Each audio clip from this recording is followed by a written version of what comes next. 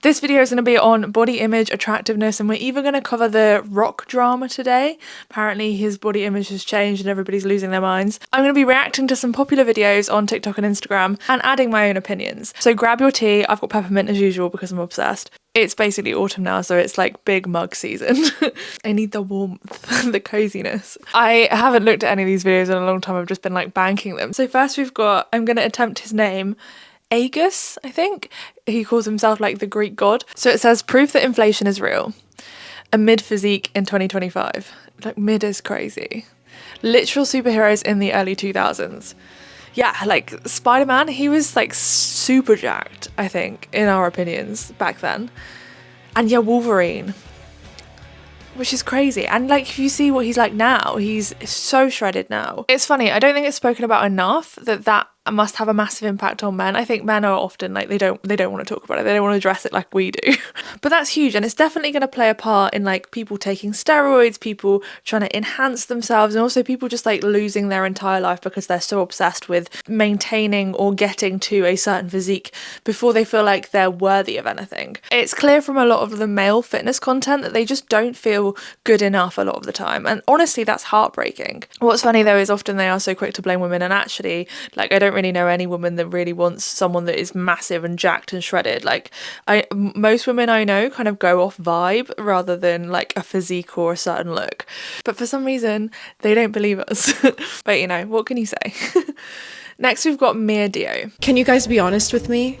Do you think I look like a man? How about now? Do you guys think I look like a man now? Or do I just look like a woman? A strong woman? Because tell me, if muscles make a woman manly, what would you call a man without muscles? And be honest, is there any insult perceived worse than a man being called womanly? Is it because femininity is perceived as weakness? But why? Why is femininity still perceived as weakness? The answer is, the patriarchy didn't just come for women. The patriarchy also affects men negatively. And listen, I've been on both sides. I lost 40 pounds. And when I was at my heaviest, the only thing people could talk about was how undesirable I looked. It didn't matter that I had just lost a child in pregnancy. It didn't matter to anyone. What they cared the most about was how bangable I looked, because clearly that's all I'm worth. But now that I finally made it out of all the self-doubt and the depression that ravaged me, I understand that the problem was never me. The problem was society. I am a woman, so that means whatever I choose to do with my body, however I choose to look, is feminine. My arms aren't big to intimidate you. But Mia, you don't have enough body fat in your stomach to carry a child. I don't know how to tell you this, but even when I did have body fat, I couldn't. So, my life is not an audition to be someone's wife, to be someone's property, just to be the sexual organ of humanity. I'm smart, I'm outspoken, and I'm strong, both physically and mentally. Nothing sticks it to the patriarchy more than choosing happiness and living in your own truth, the way you want to live in it. It's 2025. Why are we still opining on women's bodies? Why do you think that your opinion means more than my health and my happiness? The problem is you, not me. God, that was unexpected. That video hit me like a train. Just like processing. How mental is it that someone can literally lose a child and everybody just focuses on what her body looks like? And this is what it's like, the experience of being a woman. Like so many people in your comment section after having a baby, or like even if your body has just changed in any way, shape or form, they're like, oh, you're not attractive. Oh, this isn't attractive. Even if you're like, I've been on both ends of the spectrum as well. I was probably as thin as her and had as body fat as low as her. And you get the same comments. They told me I look like a man then. And like now I'm too curvy. Like you literally can't win. And the thing that they don't seem to get is I'm not trying to attract them. Personally, I have never been attracted to people that go off physical appearance alone, and like how dare they just think that women existing in the world out there are trying to attract them, that we should mold our bodies to look the way they want us to look. It's insane. She articulated it so well, and she is incredible looking. That's part of the point, is like, how can she get so much abuse considering like she looks reasonably close to the beauty standard? We're all getting this, we're all receiving this kind of abuse, and it doesn't just exist online either. Like people say that kind of thing in person. Like the amount of times when I was like super muscular and shredded, I had people come into the gym like, oh, I don't want to look like her. Like it's a judgment. It's just like, let's just stop judging other people's bodies, please. Because the thing is, it's just like self-perpetuating. The more you judge other people, the more they judge themselves, and the more everybody feels bad about how their body looks. looks, and then we just think of ourselves as what we look like and nothing else. Next we've got Emily Rose Charlotte. I deserve the perfect man. Wait, what? No, not that. In fact, I don't think I've ever met a woman in my entire life who wanted that. No. For me, the perfect man is a kind, caring, passionate, and most importantly, funny one. You see, for the longest time, my celebrity crush has been Ricky Gervais. Granted, I don't know the man, but he seems like he'd be up for a giggle, then a pub quiz, and a stroll in the park to pet everyone's dogs. And when it comes to appearances, a person's body doesn't really ever matter that much. I love people that look like they have fun and look like they love and respect themselves. Passionate people that really make their hobbies matter. And if that passion gives you a six-pack, then great. But if you're an avid reader and have the perfect body to lean against a park tree with a book, then also great. I think men don't realise the disparity and importance that men and women attribute to looks. Wait, let me explain. I've found that what some men are being told a woman wants in a partner versus what a woman wants in a partner are vastly different people. And I can only speak personally here. If you're going to pick a sport in the hopes of obtaining a certain look, then for me, the ideal male physique is that of a darts player. You see, they would not shy away from a chip or a pub quiz or a late night cinema trip. Of course, these are simply generalizations and exaggerations, but I just wanted to say, especially to younger audiences out there, that what a woman wants is very, very, very far away from what the man selling you protein shakes and finance courses is telling you a woman wants. It seems women's desires have been monetized for men to sell courses to boys under a disguise and a promise of love. Now, what can I say except what a great shame that there are people making money selling promises of love. She's so spot on. It's like these men are being taught that they need to look a certain way, have a certain income status, like just exist in a very specific, narrow-minded way. And honestly, like, personally, nothing is less attractive than somebody that only bases their worth on their appearance and the amount of money they have. And she's so right. The disparity between what most women that we know actually want and what men are telling the boys is what women want is so far from the truth. And like, I think everybody likes a different kind of vibe. Like, her vibe is not the same as my vibe, but that's it. It's like, it's a vibe. It's not, there's like maybe a pass-fail mark on attractiveness for most women, and it's quite far down the list. And then everything above that is like a vibe. And this is why I think it's so ridiculous to me and many other women that men focus so much on how they look, and they're trying to make themselves look like that mid physique at the start. They're trying to make themselves look like that when it just doesn't make sense. And it would be fine if they were just doing it for themselves, but the problem is they're doing it and then they're saying that this is what women want. Women have such high standards. They want six packs, six figures, and being over 6 foot or whatever. They just make up this unattainable thing for themselves and say, I will not be loved until I get there. And it's actually nothing to do with what women want at all. And I guess, like she said, I can only really speak for myself. And there are plenty of people out there, I mean, you can watch Love Island, that literally just date people based off their appearance. Although maybe there is some other bits to it. But I feel like the majority don't actually care about appearance as much as men seem to think that we do. And I think that's maybe part of why we get so much abuse online for how we look as well, because they think maybe it transfers over. Like, maybe they care so much about appearance that they think that we should morph ourselves to be perfect for them, because that's what they expect of themselves to be wanted by us.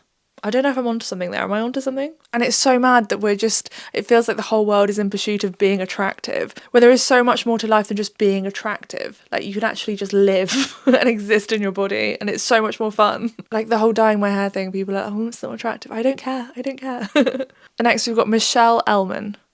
We love her. She's so good. If you want to become a person who loves themselves, then you need to start acting like one. Here's how. Stop vocalizing the negative opinions about yourself. You're not saying it before the bully, you're becoming the bully. No more self-deprecating jokes, none, nada. Your unconscious can hear you, and it's not funny. Far too many of you grew up in a friendship group where you were the butt of the joke, and that's just normalized it. Speaking of which, surround yourselves with people who treat you nicely. You cannot have self-esteem if you're surrounded by assholes. You don't need to love your body, but you need to stop thinking about it so much. Anytime you ever thought about how fat your thighs are or your cellulite, go do something else, anything else. Reply to the email, empty the dishwasher, literally go drink a glass of water. Find something more useful to do with your time than tearing your body down. Stop using self-hatred as a bonding tool, especially with new people in your life and especially with women. Hold your friends to a higher standard too when they're talking shit about themselves. Stand up for your body when your family or loved ones try to body shame you. Stop contributing to a conversation that is literally at your expense. And finally, stop apologizing for things you don't need to be sorry for. Not wearing makeup, your messy house, We start too many sentences with an apology and it sounds like you're apologizing for your existence, and we don't want to be doing that. And before you know it, you'll be as confident as me. If you want more details on how to walk through those steps, Am I Ugly actually shows you how I did it from the age of 15 until a big old age of 32. Yes, she's so right. And I know people will be like, oh, it's easier said than done, but you literally have to start trying. Don't just say it's easier said than done and then don't do any of it. The best one, what she's saying, is basically distract yourself. Every time you think that you're going to like go into a spiral about how your body looks, distract yourself, do something else, drink some water, go and do a task that you need to do. You don't need to be thinking about it. You are worth more than what your body looks like. You are not just some ornament. You are a person. And yeah, like I'm not great with self-deprecating jokes, but I don't do it about my body anymore. I tend to do it about myself and like my moods and my mental health and like lots of other stuff, and it's just the person that I am. But don't do it about your body, because the more you do it about your body, the more you'll feel that way, and it just escalates and escalates. And she's so right about friends and family as well. If you're doing that with your friends and family, you start to believe it more, and there's like science behind that as well. Like it's actually like science backed. The more you say this kind of thing, the more you feel it, the more you believe it. So yeah, good tips. And once you start feeling freer in your body and you stop thinking that like your whole entire worth is wrapped around what your body looks like, you start to live life more. It's freeing and liberating. Start small and start by doing a couple of those things. Next we've got Harry Smith. Women. Such unrealistic beauty standards, it's not healthy. Men. I need to go to the gym more. I need to diet harder. I need adamantium claws. So the caption says, I love how men embrace crazy physiques. Jacked characters are an inspiration to be our best selves. They don't make us feel bad about where we currently are. I would beg to differ there. But inspire us to train harder, diet better, and be more consistent. At least it does for me. Oh God, it's just, I feel like I could have written this a couple of years ago. I know I'm never going to look like Hugh Jackman, but I'm not him. I can become the leanest, most muscular version of myself, though. Oh, and then obviously he's selling a bulk guide. Brilliant. Yeah, see, I was going to say this, but I'm just going to read the comment because this is exactly what went through my head. Hugh Jackman's physique is natural and achievable with training. On the contrary, Kylie Jenner's body can't be achieved without multiple extremely expensive plastic surgeries. If you were just talking about being fit, you picked the wrong example. Exactly. I mean, how many surgeries have they had? We have no idea. It's a lot. It's nothing to do with fitness. Her body is nothing to do with being fit. And even Hugh Jackman's, he's pursuing a physique. He's definitely a fit person. But the main goal of how he looks is to look that way. It's not to be fit. He's not doing Ironmans or running a marathon. And he's certainly not like the world's strongest man or being at the Olympics. He is trying to look a certain way. He's trying to look like a superhero. So it's not fitness. And yeah, like what I was saying, like I've definitely been that person. I used to like totally have like a body goals folder and like look at all these women and be like, this is so motivating for me. Like I want to look like this CrossFitter, and like it's fine. It's just like pushes me further. But I was like deep in my eating disorder, so and I was like definitely broadcasting this on social media, like, oh, it's so fine, like this is totally okay, it's not damaging for me at all. It was. And partly as well because when you compare yourselves to other people, your body does not look like them. I think the least bad one that I had was Amanda Barnhart. She's quite tall and her shoulders kind of go a bit like mine when I'm more muscular, so her physique wasn't that bad for me to compare myself to, in comparison to someone like Catherine David's daughter, who is much more petite and smaller. And I definitely wanted abs like her, like those like bread roll style abs. I wanted that. I could never get that. That was never going to happen. Comparing yourself to people that are like so unrealistic for what your body looks like is and can be harmful and damaging. It's like what we were saying before about the whole, your subconscious, the more you think about it, the worse you feel about yourself. It's the same. But I'm sure he can tell himself that it's motivating. Maybe it is. Maybe he's not damaged like I am. But like, don't put down women because you want them to want to look like Kylie Jenner. Next we've got Katma. We've had her before. Really quite sick of waking up and seeing the comments of people calling my body obese. Just because it doesn't look like the average body online, it does not mean that I am obese, okay? Thank you so much. Politely, fuck off. Because this is a sexy body, and I don't really need your opinion. Thank you so much. I will shake my belly online because I fucking can. Look at this view though. Wowza! Astonishing. 2 great views. She's so great. And bodies come in all shapes and sizes, but the thing is, when we see bodies like hers, maybe bodies like mine too, we just realise how many people online are just fitting this certain aesthetic because we stick out like sore thumbs. But it's normal. It's so normal for bodies to come in all different shapes and sizes. And it's also healthy for women to have a certain amount of body fat too. Like, it literally helps hormone production. When I was super thin and I had like such low body fat, like all of my menstrual cycle just completely shut off. My body started like shutting itself down, or like all of the processes that it deemed unnecessary, it was just like, no, I'm not doing that anymore. Like, that's what happens when you don't have enough body fat. And having some amount of body fat does not make you obese. But our perception of what bodies should look like is so skewed and ridiculous. But the more you follow people with like bodies like yours and people that sit outside of that kind of fitness model aesthetic, the more you'll realise that. Next, we've got Zach Tallender. He's going to talk about the Rock thing. The Rock went and got himself normal sized, and the internet is freaking out. What happened to our boy? What happened to his muscles? Do you guys know he's 53 years old? This dude did grams of gear for like a quarter century. Okay, this is what happens when you just go, I'll do a little bit less. What do you mean he doesn't look like this anymore? What am I gonna do? And of course, like, The Rock was in this era of WWE and just stardom where they just said straight up, I'm natural. Or they just would never, ever talk about gear use. It's a different era now. Like, now everyone's on steroids and they all talk about it. Or like TRT. This is definitely not TRT, right? This is a quarter century of steroid abuse. But yeah, no. Kudos to The Rock. Looks great. Hope he's healthy. Actually, I'm stoked. I'm going to see this movie for sure. The Mark Kerr movie. That's mental. Like, I've watched the WWE documentary lately, and they were talking about the steroid use. It is fascinating. I don't know too much about it. I actually don't really know what is achievable naturally and what isn't. But it's so clear, like, he was massive, so like it's reasonable to suspect that he probably was on something. Like, power to him for getting off it if that is what's happened. I just can't believe that people assume that you should be in this box of like your body needs to look exactly as it was at this one moment in time for the rest of your life. It's so unreasonable and unrealistic. We are not action figures that are like packaged in boxes. We're like human beings, and he's in his 50s. Like, Jesus. Like, why are people so weird about it? Just let him live his life.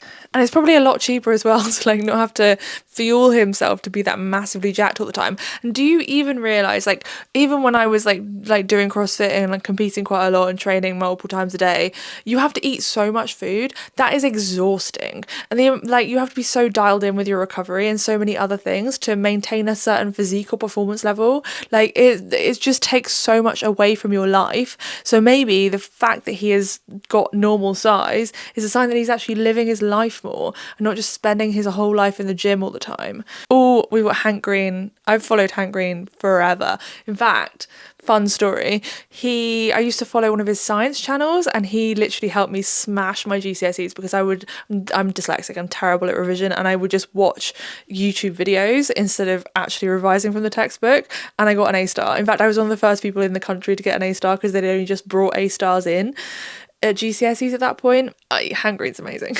So it says, genuine question, why do boys not get cellulite? I don't know. But not only do I not know, we don't know as humans. I mean, we know that collagen grows differently in response to estrogen versus testosterone. So you get these crisscrosses or these straight lines, and the straight lines allow it to like have more ripples in the skin. It also allows for more fat storage, whereas this is less fat storage, but also sort of a more rigid situation with all these cross-hatched collagen fibers. And in response to having a lot of estrogen in the body, you get these straight lines, and then you get these bumps. It's more likely to get the bumps, whereas if there's not as much estrogen, then you get this firmer texture, but you can still get some cellulite in all bodies. But why one and the other? Like, it makes sense to me that like just be able to fit more fat storage in would be good for a person who's going to have to take care of a baby with their body, both during pregnancy and breastfeeding. Definitely a real difference. Like, it's definitely there. And like, why that was selected for remains a matter of debate. It's so interesting, isn't it? And like, it makes sense that if it was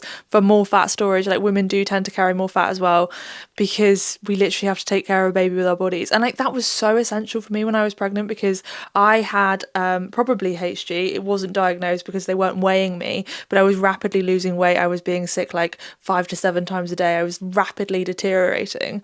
And the fact that I had like more body fat was actually super helpful and probably saved my baby's life, honestly, because she was able to get the nutrients that she needed. And in many people, HG results in hospitalization and constant monitoring and a lot of other stuff. So I'm kind of thankful that when I went into pregnancy, my BMI was sort of high, and that our bodies are literally made to store more fat. Like, it makes sense. What's weird to me though is our body has this little function that results in like slight dimpling of the skin, and our whole society obsesses about it, develops creams to get rid of it. We're on the covers of magazines with like zoom ins of the cellulite when it's literally just like part of our bodies. Like, it's mad. What even is this? Sometimes I zoom out and I'm like, oh my god, why are people so obsessed with how our bodies look? But maybe I'm just a bit of an outlier. But I feel like everybody else just kind of buys into it, and they're like, yeah, we hate cellulite, let's get rid of it. And I'm like, what the fuck? Why are you wasting so much of your time thinking about this? But I mean, a lot of it is brainwashing, and that we've been conditioned to think that we're not worthy as people if we have these things wrong with our body that are just normal. Next, we've got Alicia McCarville. I can post a video of the awful things people say to me, telling me I should myself, calling me a fat fucking pig, telling me I'm worthless, talking about my folds in my body, asking how my husband fucks me. And still, there will be someone in the comment section that says, you know, you don't have to share your life. If you can't handle this, then don't be online. Are you fucked? You think that what fixes me being bullied is by me choosing not to share my life. I am the victim here, as are millions of other fat people every single day. If you think for a second that this only happens online, you are so privileged. I am so happy you don't have to understand what it is like to wake up in the morning and know that someone who crossed paths with you is going to think you are worthless because of the body you live in. Congratulations. But when I come on here and I say, this is the abuse I'm receiving, and you say, well, you don't have to receive it if you don't post it, that does not solve the problem. This is my job. And I am so grateful to share my life and to show up here and to be funny and to share my relationship. This platform has given me so many incredible things, but I am tired of having to pretend like it's okay, the shit that comes along with it, because it's not. And a lot of you saying, well, you should expect it. You post your stuff online. No, I really shouldn't expect that when I show up and exist, someone thinks I should myself. I really shouldn't have to expect that when I show up online, I'm going to have to build myself up before I read a comment section. I shouldn't have to. And that's why having the fucking conversations about the absolute losers on the internet who choose to make themselves feel better by belittling others is so important. That's why I talk about it. That's why I share names. That's why I have these conversations, because my fucking nephew is going to be 16 one day and he's going to have an internet profile, and I want it to be a safer fucking place for him than it is for me. On top of that, people will say things like, well, you don't need to defend yourself. I do. It's taken me a very long time to feel this confident in who I am. I am not going to sit back and allow people to belittle me in a space that I have created with community members who see themselves in me. I can't allow for my followers to come into a space where they watch me be disrespected without having a conversation about it. Because you know what? They might not be being bullied in their online life, but a lot of them are in their real life. So when I have these conversations and I stick up for myself and I correct information and I showcase the hatred and the things that we experience, it makes people who don't understand more empathetic, whether you believe it or not. And it makes the people who are being bullied feel comfortable enough to stick up for themselves. So when you come into my comment section after I've just told you the abuse that I receive on a regular basis, and you say something like, you don't have to do this, yeah, I fucking do. And I will continue to do so. I've honestly never related to something so much in my life because I get those exact same comments, and so I don't check my notifications at all. You know that little, what is it, like a heart at the top of Instagram? I never click it. I don't click it at all. I don't know who's commented. I don't know who's followed me. I know nothing, because if I open that can of worms, I know I'm going to find hundreds and even thousands of abusive comments in my comment section. The most that I will do is check the post that I've posted like that day, reply to some of the comments, and then I just leave. I don't even know when my videos are blowing up because I don't check my notifications. And then somebody will tell me, like some woman told me the other day that she was getting abused in my comment section by a load of losers, and like I felt bad about it because she was basically expecting me to step in, and I'm like, look, I can't. Like if I do, I'm just reading loads of hate comments all day. And then people are like, oh, you should like get someone to check it for you and like delete them. Like what, I'm supposed to employ someone now to like delete all of these hate comments? Like it would be a full-time job, a full-time wage. I absolutely cannot afford that. Ridiculous. For some reason, the blame is always put on us, the people that are receiving the hate comments, to kind of own the fact that we like deserve it, that we should just like sit back and take it. And I'm one of those people that does retaliate, because I am never going to be that woman that just sits back and lets somebody abuse me verbally or in any other way ever again. And the expectation for us to sit back and take it is just ridiculous and so problematic. And the whole like, you don't have to post yourself online, like a lot of us, this is our actual job. For her, it is her actual job, but she's so right. Like it happens in public as well. Like it happens out and about. I'm kind of lucky that I'm like a bit more muscular, and for some reason, like because I have more visible muscles, I feel like it happens to me slightly less in public, because there's this weird juxtaposition with like, my body doesn't fit the beauty standard, but then they're still like, oh, she's kind of strong. So they don't really come at me as much as they have in the past when I was bigger and I wasn't fit, I didn't have muscles, there wasn't any of that. But she's right. If you think that you can just like log off the internet and that everything goes away, you are so privileged to have just gone around your life and not have to experience any of this. And the judgment it's not even just people saying nasty comments, it's like the bias against people. Like people are hired less if they are in a larger body. People make assumptions about you in all areas of your life if your body doesn't look a certain way, and that's not cool. Sorry for that little rant, but I feel like if we just solved this problem, we just stopped focusing on how people's bodies look all the time, like how much more life could we live if we just didn't care about this, and if we just stopped abusing people and ourselves for our literal body image. Deep breath. Why do I feel like that one was a lot? So Serena Williams has been a bit of a hot topic lately, and the fact that she's advertising GLP-1. If you want to hear my opinion on that, then watch this video next. Thank you for watching, and I'll see you in the next one. Bye.